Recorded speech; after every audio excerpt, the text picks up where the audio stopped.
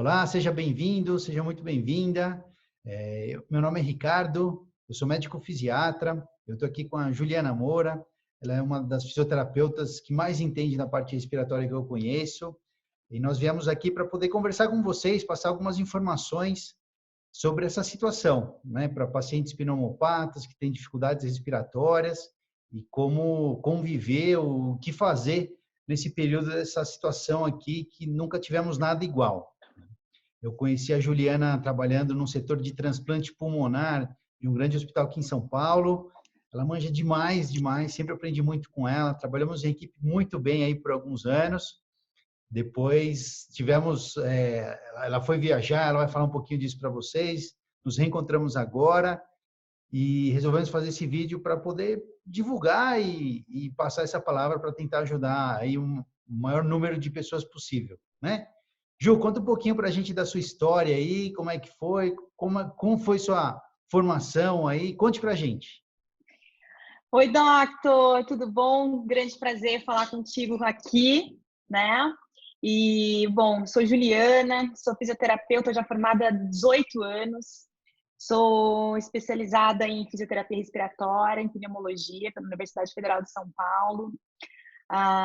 Acabei trabalhando e me desenvolvendo como pessoa e como profissional aqui em grandes centros de São Paulo, um deles onde a gente se conheceu. E num desses centros eu fui responsável pela implantação e desenvolvimento da reabilitação ambulatorial no transplante de pulmão, onde permaneci até 2016. Aí, acho que você se lembra, a gente, né, sempre trocou muita ideia, por uma grande oportunidade, não foi fácil, mas foi uma grande oportunidade. Mudei com a minha família para os Estados Unidos e retornei em 2018, então fiquei lá de 2016 a 2018. Lá, além de uma intensa jornada pessoal, tive a chance de conhecer outros grandes centros de referências em cuidados da saúde e reabilitação, Johns Hopkins, em Baltimore, o West Park Healthcare Center, em Toronto, entre outros. E aí, aquela história, né? Voltando com o coração e mentes abertos, quando a gente se encontrou naquele café lá, a gente começou a trocar ideia, né? E veio aquele start. Nossa, e aí, como é que, né? Com essas experiências nossas, como é que a gente pode ser mais efetivos aí, como podemos ser mais efetivos na vida e na saúde dos nossos pacientes e familiares, né?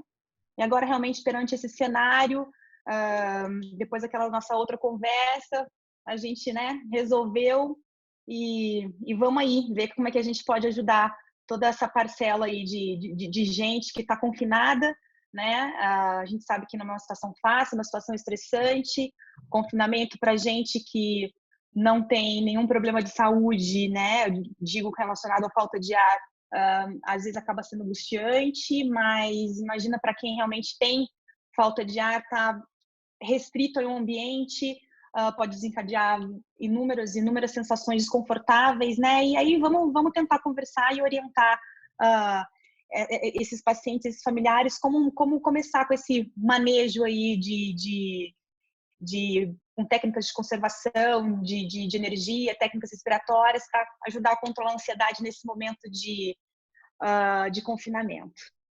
Legal, eu acho que isso é importantíssimo. Bom, vou me apresentar aqui também, meu nome é Ricardo, já falei, médico fisiatra. Talvez muita gente não saiba o que seja um fisiatra, né? Nós somos a especialidade médica aí com menos especialistas aqui no Brasil. Nós cuidamos de toda a parte de reabilitação. Eu vejo o fisiatra como um case manager desses pacientes que têm alguma incapacidade, tem alguma alteração do movimento.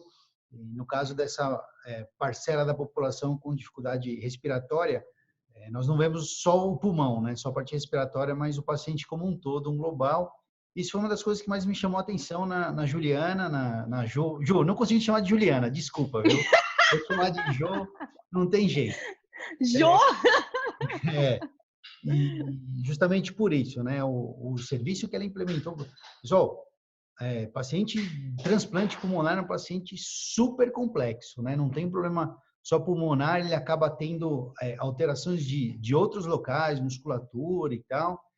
E a maneira como ela abordava esses pacientes, assim, uma coisa, nossa, aprendi demais, demais com ela. E eu já trabalhei aqui em São Paulo também, me formei na Faculdade de Medicina da ABC, fiz minha residência na Santa Casa, em São Paulo, depois fui para Goiânia, passei um ano lá, voltei para São Paulo, aí tive a oportunidade de trabalhar num centro de reabilitação no sul de Portugal, depois fui para a Espanha, passei um ano lá na Espanha, voltei, e foi aí que eu conheci a Ju. Então, tive a oportunidade de conhecer muitos fisioterapeutas aí, brasileiros, europeus. Realmente, a visão que a Ju tem desse tipo de paciente é diferenciada. É que ela é bem humilde, mas ela já apresentou vários trabalhos em congresso internacional também. Ela é super top, viu? E, Ju, queria que você falasse um pouquinho para a gente dessa visão, né, do pneumopata, não só o pulmão, mas o paciente como um todo. Quais são as alterações aí que um pneumopata pode apresentar, Ju? O pneumopata, pela doença em si, a doença que o leva a ser classificado como pneumopata está localizada no pulmão, né? Mas ela se estende muito mais que isso. A gente fala que a gente precisa ter uma visão sistêmica desse paciente, né? Que tem uma visão sistêmica, olhar tudo. O que o pulmão faz? O pulmão manda oxigênio para o corpo inteiro, né? Então, se ele está com algum distúrbio, várias outras partes do corpo vão também sofrer com funcionamento adequado, né? Seja coração, rim e o próprio músculo, né? Então, não tem como a gente tá aqui juntos falando um fisiatra e uma fisioterapeuta e não tem como a gente chamar atenção para músculo, né? Músculo é tudo que faz a gente se movimentar, né? Seja aqui para falar, seja aqui para manter essa postura sentada, alguma coisa está me sustentando, que me sustenta são os músculos, seja para andar, para comer, para tomar banho, para tudo. Então, assim, se você tem realmente um prejuízo da sua capacidade de respirar por conta de uma doença já pré-instalada, você pode ter inúmeros sintomas, né? O mais comum é a falta de ar, né? Falta de ar, cansaço, dependendo da doença que o paciente tenha, ele vai ter tosse, isso vai cada vez mais piorando a qualidade de vida dele, ele vai ficando tímido para se relacionar com as pessoas, então ele acaba se afastando um pouquinho de meio social, ele acaba cada vez mais se restringindo quanto à movimentação, porque inicialmente são movimentações a grandes esforços, né, que provocam, desencadeiam sintomas, subir escada, subir uma ladeira, correr. Mas com o tempo isso vai progredindo e a falta de ar vai aparecer em atividades simples, como tomar banho, almoçar, né? Outras atividades fora de casa, fazer compra de supermercado, carregar algum peso, alguma sacola, né? Então, por isso que a gente tenta explicar que a doença está localizada inicialmente no pulmão, mas não tem como a gente não olhá-la de uma forma completa, né? E além... Desculpa te interromper, Ju. É que eu acho que quando a gente começa a falar de função, aí que realmente a equipe de reabilitação, né, e o fisiatra, eles conseguem dar uma mais-valia muito grande, porque a gente não está pensando só no músculo, só numa articulação, não, a gente está pensando realmente na capacidade e nas possíveis incapacidades que esse paciente tem. Então, esse é o nosso foco, né? Deixá-lo o mais independente possível. E a gente sempre trabalha com o que o corpo do paciente mostra para a gente. Né? Queria deixar muito claro aqui também que, infelizmente, tem muito médico que não entende de reabilitação e fala, não, vai fazer físio, vai fazer físio. Gente, não é vai fazer físio, existe todo um planejamento, né? E todo exercício, todo momento da reabilitação, da fisioterapia tem um porquê. Né? Então, a gente tem metas, temos objetivos, então isso é importante. Porém, toda avaliação, tanto com o médico quanto a fisioterapeuta, toda sessão, né, é uma nova avaliação, porque dependendo de como o paciente está, a gente consegue reprogramar todo esse nosso planejamento. Eu costumo comparar com GPS, Ju. Então, por exemplo, a gente quer chegar de um ponto A para um ponto B. Ok, estamos indo lá, mas de repente no caminho tem alguma coisa, o GPS reprograma para chegar lá. Com a gente é a mesma coisa, né? Às vezes o paciente evolui de uma maneira melhor, às vezes não evolui tão bem assim, né? Com Então, certeza, e aquilo, como você está falando, a gente fala, né, cada caso é um caso, né, o fato da gente estar falando de pacientes com doenças pulmonares existem um número grande de doenças pulmonares, cada uma se comporta de um jeito, né, que grosseiramente falando, a gente tem que falar dos sintomas comuns, que são falta de ar, o cansaço, a tosse, né? Mas isso é muito importante, a gente pensar de uma forma global, mas realmente quando a gente está olhando com ar de reabilitação é de uma forma completamente individualizada, né? A medicação que um toma é completamente diferente da do outro, um reage de uma forma à medicação, outro reage de outro, outro se cansa mais com algum tipo de treinamento, outro menos, e a gente tem que ter jogo de cintura, a gente tem que ter um olhar clínico, a gente tem que ter bagagem, a gente tem que ter experiência e a gente tem que ter o foco mesmo, a atenção focada no paciente para a gente conseguir evoluir o status funcional dele da melhor forma possível. Ju, você lembra de algum caso que você poderia contar para a gente aqui, compartilhar de um atendimento interessante que você fez pensando nesse global do paciente? Tenho Vários, né? vários. Difícil aqui, você me pegou de surpresa agora pensar assim, nossa, qual que, né, vou selecionar um aqui para eu falar. Mas vamos lá, era uma paciente jovem de 20 e poucos anos, e ela tinha uma doença chamada fibrose cística, que é uma doença genética, né? Então ela já nasce com isso, e ao longo da vida é como se ela desenvolvesse pneumonia constantemente, né? É uma doença que faz com que o pulmão, as glândulas lá envolvidas no pulmão produzam muita secreção, e a secreção vai favorecendo o depósito de bactérias, e a pessoa vai se infectando várias vezes, isso vai destruindo toda o tecido pulmonar dela, tá? Então, ela já com 20 e poucos anos já estava na lista para o transplante de pulmão, né?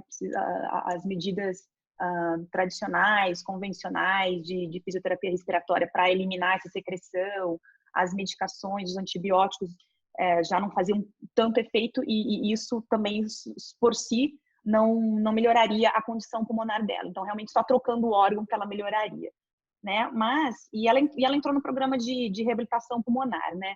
É engraçado assim que às vezes os pacientes entravam no programa de reabilitação, cumpríamos lá as 36 sessões, era um programa bem direcionado, né? A gente fazia mais ou menos em 3 meses, reavaliava para readaptar a carga, para quantificar melhora ou estabilidade do quadro deles, né?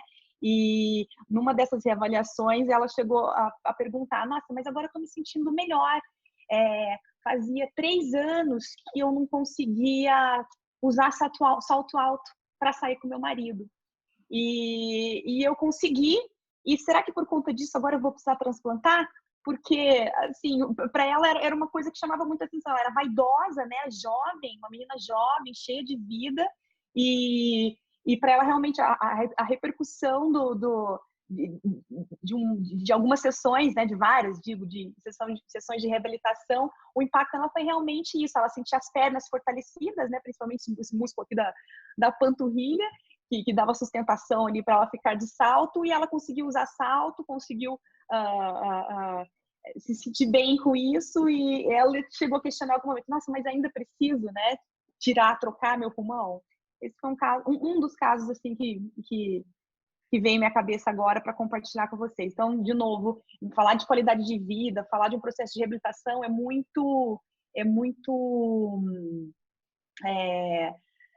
você precisa realmente ver o que isso vai impactar na vida do paciente, né? Realmente, às vezes, para algumas pessoas, nossa, mas andar de salto alto, né? Uma coisa tão simples, ou para outras pessoas, mas uma coisa tão banal, eu preferia estar andando sem oxigênio, né? Então, assim, é muito particular a experiência, o relato de melhora de cada paciente, mas a ideia é chamar atenção que para pacientes que têm falta de ar, uma melhora de coisas simples que para a gente que não tem falta de ar, né, a gente não consegue, às vezes, enxergar ou imaginar a proporção disso, para eles é um grande ganho. É um grande ganho. Eu acho que trabalhar nessa área de reabilitação é uma lição de humildade todos os dias, né, Ju? Sim, Às sem vezes dúvida. a gente se preocupa com cada coisa e de repente a gente vê os pacientes que as pequenas coisas fazem muita diferença, né? Um outro exemplo também, eu era residente ainda, e num feriado foi todo mundo viajar, eu fiquei, e fui passar visita e lógico, pô, eu queria ter ido viajar também. Na verdade é que durante esse feriado deu entrada lá no hospital um jovem de 18 anos que foi viajar, mergulhou numa piscina, acabou tendo uma fratura cervical, uma lesão medular. Ele demorou 3 meses, depois de intenso treino, para conseguir escovar os dentes. Né? Eu pensei, putz, olha como eu sou pequeno, né? A gente se preocupa com cada coisa e de repente, são essas pequenas coisas que contam. Né? Então, lógico que como equipe de reabilitação, a gente sabe que um programa de reabilitação pulmonar bem feito, ele vai diminuir as internações, vai diminuir as infecções, vai melhorar a qualidade de vida, mas cada um tem esse pequeno objetivo que pode ser pentear o cabelo, que pode ser andar de salto alto, né? E principalmente com as mulheres, a gente vê como a autoimagem melhora e como é importante a autoestima. Né? Então, muitas vezes a gente, no começo do programa, vê uma paciente, algumas pacientes, né? Um pouco mais chateadas, até deprimidas, e depois, conforme vai passando, elas vão melhorando, começam a vir maquiadas já, né? Melhor arrumada. Exatamente. Até a vida do casal melhora também, assim, em termos de relacionamento, né? Então, tudo isso é super bonito, que às vezes não é o nosso foco principal como equipe de reabilitação, mas acaba acontecendo. E respeitar essas pequenas conquistas, esses pequenos objetivos dos pacientes é muito importante, né, Ju? Com certeza. Com Que legal. certeza, doctor. E, Ju, uma outra coisa também que eu acho que é importante, que pouca gente presta atenção, né? Mas que a gente sempre trabalha, é a postura, né? Às vezes fica preocupado só com a parte respiratória, pulmão. Gente, reabilitação pulmonar não é ficar só soprando lá o canudinho, viu? Tem muitos outros aspectos que a gente tem que levar em consideração e a postura acho que é uma das mais importantes, né? Ju, o que uma postura cifótica, um encurtamento aqui, um ombro protruso prejudica na respiração? Por que a gente tem que focar muito essa área? Vamos lá, doctor. O pulmão nosso está dentro da nossa caixa torácica, né? Nossa caixa torácica está aqui envolvida, está cheia de músculos em volta para sustentar, né? Como o pulmão é um órgão elástico, ele precisa de espaço para conseguir se expandir, né? Para conseguir crescer. Porque toda vez que a gente inspira, que a gente puxa o ar, ele aumenta de tamanho, né?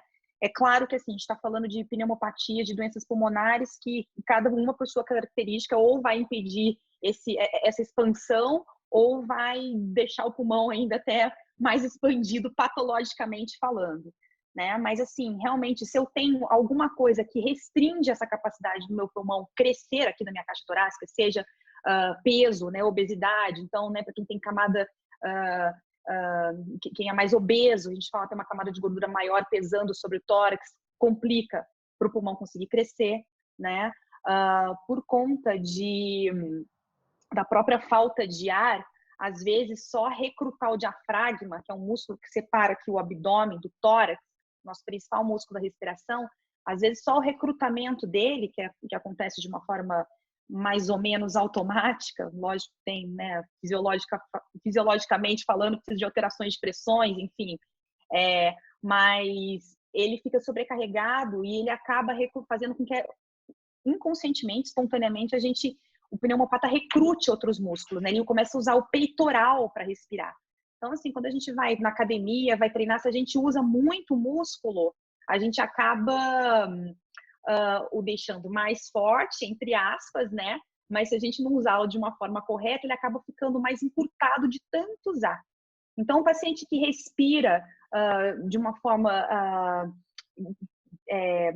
que é difícil para ele vai usando muito essa musculatura, trapézio, peitoral, né? O peitoral vai encurtando, o trapézio vai subindo. Então, você olha, às vezes, de perfil, não sei se dá para vocês me verem aqui, às vezes o paciente está com uma postura assim. E como é que um órgão elástico vai conseguir crescer dentro de uma caixa que o comprime, né? Então, fisioterapia, fisiatria, toda a orientação, né, da equipe envolvida com reabilitação física tem que olhar muito para isso, né? Alongar, orientar, solta ombro, trabalha músculo de costas, trabalha outras musculaturas para realmente deixar o pulmão favorável para que, na hora que você puxa o ar, o paciente puxa o ar, inspire, ele tem espaço para crescer e oxigenar melhor e mandar oxigênio para o corpo todo. A gente talvez depois possa fazer umas aulas específicas aqui, né? Ou ter uns vídeos aí mostrando como funciona a respiração, quais são os músculos envolvidos. Eu acho que seria legal também mostrar. Sim, É, sim, eu- até umas técnicas envolvidas, né, realmente com o uso dessas musculaturas, né, o que que pode facilitar, o que que pode prejudicar, mas temos assunto para mais de metro, como se diz. Então, Ju, e eu sempre digo, e tenho certeza que você compartilha dessa opinião também, é que o paciente, a partir do momento que ele começa a fazer reabilitação conosco, ele faz parte da equipe, né? Então, reabilitação é diferente de simplesmente chegar lá e começar a tomar um remédio uma vez por dia, 2 vezes por dia. Não.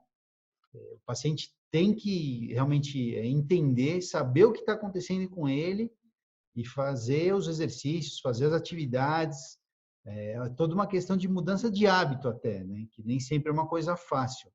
Mas ele pode estar com a melhor equipe do mundo se ele não fizer as coisas, né? Se ele não se esforçar, se ele não abrir a mão de umas coisas, se ele não seguir as orientações, dificilmente a gente vai ter um sucesso com esse paciente, né? Então, acho Com que certeza, doutor. essas explicações aí que você passou são importantíssimas. E acho que a gente pode até, em próximos vídeos aí, falar um pouquinho mais sobre isso, para eles saberem o que está acontecendo com eles e levarem cada vez mais a sério todo esse trabalho da reabilitação, né? Com certeza. É aquilo, né? É uma grande parceria, né, doctor? Não é só uma parceria dos profissionais que estão envolvidos, né? Médicos, fisioterapeutas, enfermeiros, psicólogos, nutricionistas, terapeutas ocupacionais, né? Uma grande equipe realmente que envolve, que luta, batalha, luta e compra essa briga aí do paciente num processo de reabilitação, mas isso é só 50%, outros 50% precisa vir realmente do paciente, né? Um time é a equipe, o outro time é o paciente, né? Porque são os dois lutando contra um terceiro, que é a doença, né? Então, a gente sabe realmente que existe a progressão, né, da doença para a maior parte desses pneumopatas, né? A doença em velocidades diferentes, ela evolui, né, comprometendo cada vez mais a qualidade de vida do portador, né, seja realmente com esses sintomas de falta de ar, seja realmente na limitação das atividades que ele faz no dia a dia, né, e juntando forças, né, tanto dos lados dos profissionais quanto do lado do paciente, realmente a chance de sucesso, o sucesso a gente não precisa falar em cura, né, não necessariamente está vinculado a isso, mas é isso, trazendo uma melhora na qualidade de vida, o sucesso como melhora na qualidade de vida para o paciente é sempre o nosso foco, é sempre o nosso foco. Maravilha, é isso daí. Ju, eu queria comentar só mais uma coisa também, que a gente começou a perceber isso quando a gente estava trabalhando com os pacientes lá do transplante, e uma dúvida que surgiu lá. Será que esses pacientes com alterações pulmonares apresentam maior índice de lesões musculoesqueléticas, lesões no músculo, na articulação, nos tendões? A gente fez uma procura na literatura internacional, não encontrou nada específico. Até começamos a fazer um trabalho científico, mas acabou não dando certo, que foi aquele momento que a gente se desencontrou, né, Ju? Mas isso é muito importante, principalmente nessa época agora de confinamento, né? Porque a gente sabe que o imobilismo, a gente não fazer exercício, atividade, vai prejudicando cada vez mais esses elementos aí de músculo, de tendão, de articulação. E para um pneumopata isso pode ser ainda pior do que na população geral, né, Ju? Com certeza, doctor. Eu me lembro bem, a gente acho que até levou alguns resultados lá para Portugal, né, de um trabalho que a gente fez, ficou bem, a gente começou a evidenciar, né, a gente levou isso para lá até para um debate de mesa, né, num congresso, mas realmente a gente percebe que é comum por N motivos, N fatores, né. Primeiro que o fato de você não fazer o uso correto, né, da sua musculatura, né, um estímulo correto, um estímulo com uma certa constância, com uma certa frequência, com uma certa intensidade, já vai levando ao desuso, né? Não deve falar desuso, mas ao mau uso, né? E às vezes para qualquer tipo de atividade que você vai iniciar, seja uma atividade que você vai ter que fazer repetidas vezes em casa, carregando, deslocando o objeto de um lado para o outro, ou realmente entrando num processo de reabilitação onde você vai fazer o exercício local para aquele músculo, às vezes ele não está tão preparado, né, por conta dele ter ficado um bom tempo de desuso, e isso às vezes pode dar uma sobrecarga diferente, alguma lesão muscular, alguma lesão no tendão, né, em todos os componentes aí de uma articulação, né? Mas o que chama bastante atenção é que esses pacientes, por conta das condições pulmonares deles, eles costumam ter muita internação, né? E cada internação os debilita fisicamente, né? Então, eles ficam mais tempo acamados. Então, o que às vezes a gente conseguiu ganhar em algum momento, ou ele vai perder um pouco, né? Não chega a ser igual, às vezes, ao como ele entrou, mas dependendo da gravidade, do tempo de internação, realmente há um declínio, há um prejuízo bem grande de toda essa parte muscular, e junto com as medicações que ele toma, né? Corticoide é uma medicação, é um anti-inflamatório muito, muito potente, claro que com critérios, com certeza, tem que ser usado aí no tratamento de algumas doenças, mas ele tem um efeito um efeito de prejuízo muscular muito grande, muito grande. Então, ele compromete a capacidade do músculo se contrair efetivamente, tá? Grosso modo falando, é isso. Então, você perguntou se eles são mais suscetíveis, né? Acho que foi essa a sua pergunta, do que pacientes com outras doenças. A justificativa é que sim, por conta desses fatores, tá?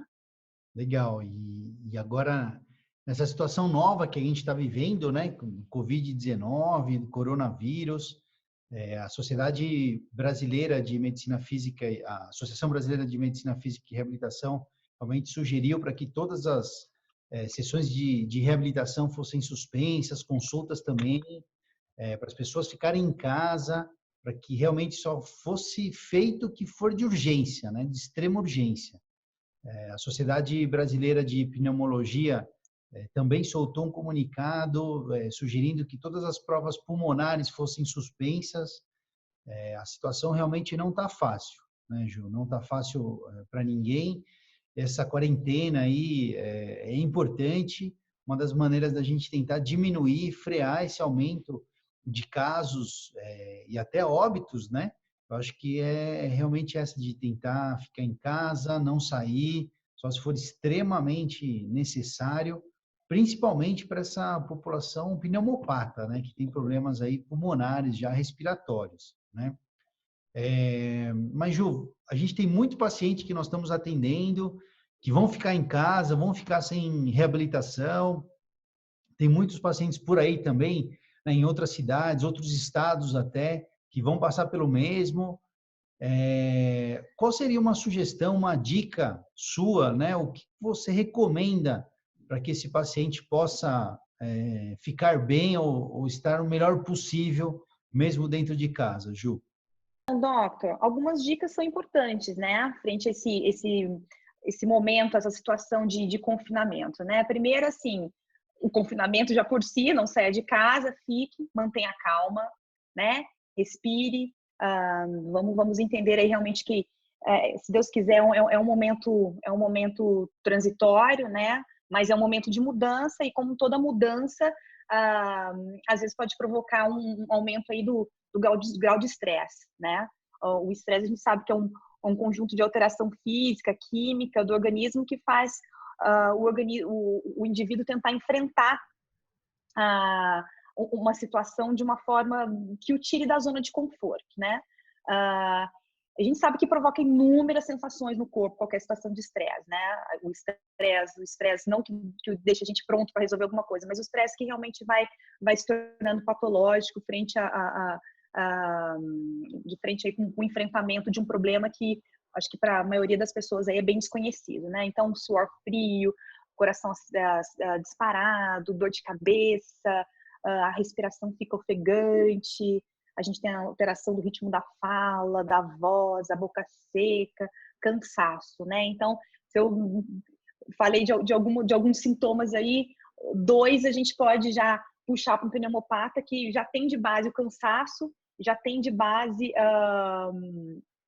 a respiração mais ofegante, né? Então, para uma situação de estresse, isso acaba piorando a sensação de desconforto respiratório para o pneumopata, né?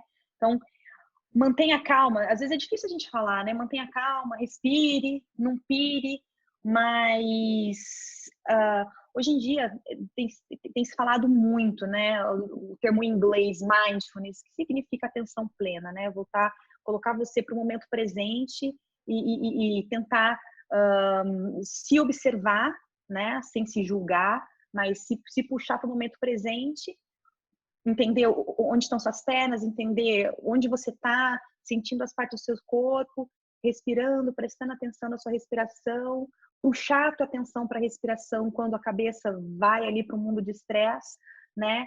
A gente fala que esse mindfulness, atenção plena, costuma realmente assim trazer o paciente de volta, né? O paciente, a pessoa que está praticando, para uma zona de tranquilidade, né? São dicas simples, viu? A gente pode até desenrolar mais sobre esse assunto, que dá para fazer em 1 minuto em casa, por exemplo, né?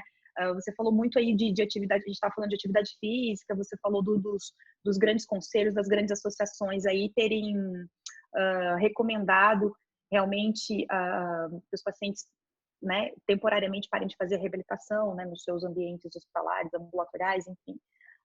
É uma tríade, né, que a gente costuma falar na reabilitação pulmonar como dica. O que melhora a sua falta de ar? A atividade física, sem dúvida, entender e aplicar técnicas respiratórias, né? São alguns exercícios que dá para o paciente fazer em casa, que também a gente pode se prolongar nesse assunto aí, e o conservar energia. Então, se a gente puder dar uma dica para o pessoal que está em casa, eu acho que além de tudo isso que todo mundo está falando, né, de isolamento social, evitar sair de casa, continuar se hidratando bem, se alimentando bem, lavar as mãos, o álcool gel, água e sabão, eu acho que são importantes. Além disso, o que mais, Jô, que a gente está falando aí para os nossos pacientes, que a gente poderia deixar como um recado aqui para todo mundo que está nos vendo ou nos ouvindo?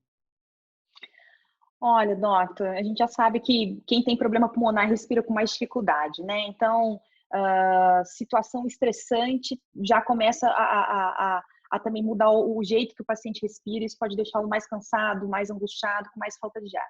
Então, assim, uma dica básica é se poupe, né? Conserve energia, gaste sua energia com o que é preciso. Mas isso é muito, né, muito abrangente, né? Como que eu posso fazer isso, né, na prática? Conservar energia, a gente fala que é uma conduta que a gente tem que tomar, o paciente deve tomar, para o seu corpo gastar a menor quantidade possível de energia durante uma atividade, uma tarefa, para que ele sinta menos falta de ar enquanto ele está realizando essa tarefa dentro de casa, né? Então, é a ideia também de abandonar velhos hábitos, se conscientizar que novos hábitos, também nesse momento de confinamento, né? A pessoa vai ficar tá presa dentro de casa mesmo. É uma orientação para realmente trazer mais conforto para o dia a dia. A gente sabe que não é fácil, mas realmente com algumas dicas aí dá para as pessoas, né? O paciente, os familiares, os cuidadores, o ajudarem nesse processo, né? Então, assim, uma bem simples, né? Quando eu estiver fazendo algum esforço mais cansativo, que exija mais força dentro de casa, puxa o ar no momento antes de iniciar esse esforço, né? Então, inspire na hora que antes de começar a fazer alguma coisa, e solte o ar, exale o ar quando estiver fazendo o esforço maior, né? Por exemplo, se na casa tem um desnível, um degrau, ou vamos lá, sair da posição sentada do sofá para levantar, né? Então, puxa o ar, vou levantar agora, né? É a questão do prestar atenção, se conscientizar naquele momento com o que está fazendo. Vou levantar do sofá. Puxa o ar parado e na hora que fizer a força para levantar do sofá, solta o ar, tá? Isso faz com que ele gaste menos energia, porque só o fato de puxa o ar, a inspiração, ela já é um ato que consome mais energia. Então, se eu puxo o ar enquanto eu estou parada, eu estou poupando meu músculo de gastar energia.